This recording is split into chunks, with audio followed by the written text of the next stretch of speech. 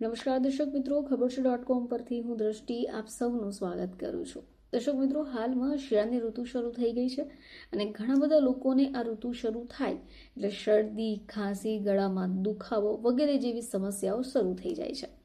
હવે જેમને અચાનક જ ગળામાં દુખાવો શરૂ થઈ જાય તો શું કરશો? ઘણા બધા લોકો એવા હોય છે કે માર્કેટમાંથી દવા ખરીદીને પી લે છે, પરંતુ આજે આપણે આના ઉપચાર વિશે જાણીશું. મિત્રો, શિયાળામાં ઠંડુ પવન હોય, પ્રદૂષણ હોય, જેને કારણે આપણું ગળું પકડાઈ જવું સામાન્ય બાબત કહેવાય. હવે આને માટે તમે અમુક ઘરેલું ઉપચાર કરી શકો છો, જેમ કે કોગળા કરવા. તો આપણે સૌ જાણીએ છીએ કે આપણી દાદી નાનીના એ એક જ નુસ્ખો રહેતો. થોડું ગળું પકડાઈ જાય, ગળામાં દુખાવો શરૂ થાય એટલે હુંફાળો પાણી બનાવે, મીઠું નાખીને કોગળા કરવાનું કહે. આ પ્રક્રિયા જો તમે કરો છો તો તમને ચોક્કસપણે ગળાના દુખાવામાંથી રાહત મળી શકે. હવે આ પાણી જ્યારે તમે બનાવો છો તો ત્યારે એમાં લવિંગ નાખવાનું રાખો. કોગળાના પાણીમાં લવિંગ નાખીને ગળાનો સોજો જલ્દીથી ઉતરે છે. હવે એ સિવાય જેઠી મધ.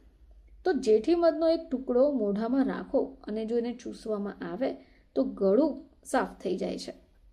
હવે એ સિવાય તમે ઉકાળો પણ ટ્રાય કરી શકો. ઉકાળો કરવા માટે તમારે થોડું પાણી લઈ એમાં અજમો, તુલસીના પાન એડ કરી દેવાના અને એને ગરમ કરી ઉકાળી બનાવીને પીવું જોઈએ.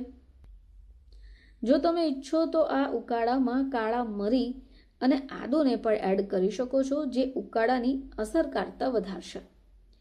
એ સિવાય મધ અને કાળા મરીનો પાવડર જો મિક્સ કરવામાં આવે અને એને ચાટવામાં આવે તો ગળાની શુષ્કતા પણ દૂર થાય છે. તો ઘણી બધી વાર ગળું પકડાઈ જાય અથવા ગળું દુખાવાનું શરૂઆત થાય તો ગરમ પાણીની વરાળ લેવાથી પણ ફાયદા થઈ શકે છે. ગરમ પાણીની વરાળ લેવાથી બંધ નાક અને ગળું પણ ખુલી જાય છે. જો તમે ઈચ્છો તો આ નાશ લેવાના પાણીમાં તુલસી કે લવિંગને પણ એડ કરી શકાય. આ પાણીનો નાશ લેવાથી ઇન્ફેક્શન પણ ઘટે છે. તો આ અમુક એવા દેશી ઉપાયો છે જે શરદી અને વાયરલ ઇન્ફેક્શનમાં રામબાણ ઇલાજ છે. ફરીથી આપ સમક્ષ હાજર થઈશું. ત્યાં સુધી જોતા રહેજો ખબર છે .com.